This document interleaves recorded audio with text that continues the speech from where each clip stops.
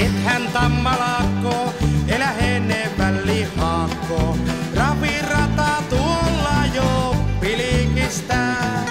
Tehdään kunnon toto, vaikka köyhä meillä on koto.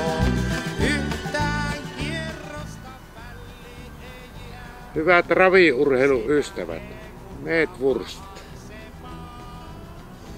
15 vuotta sitten viimeksi käytiin Porissa Ihalaisen kanssa toivottamassa ravikansa tervetulleeksi Joensuun kunikun raveihin. Ne olikin aika ärreet kinkerit. 2 päivään ei ajettu parttoa eikä pyyhitty persettä. Ja ensi vuonna tärähtää vielä kovemmin.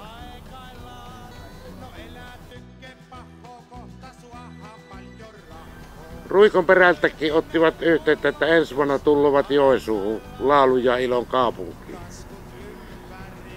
Pyynäsen Toivo, Römppäs Veikko ja Hilma Holokki tullut Jonni Ukon Rutalleen kanssa. Aikavat ottaa omat lakanat ja useamman putelin mukaan. Eivät vaan vielä ollut osannut päättää, mitä matkoa juoksisivat.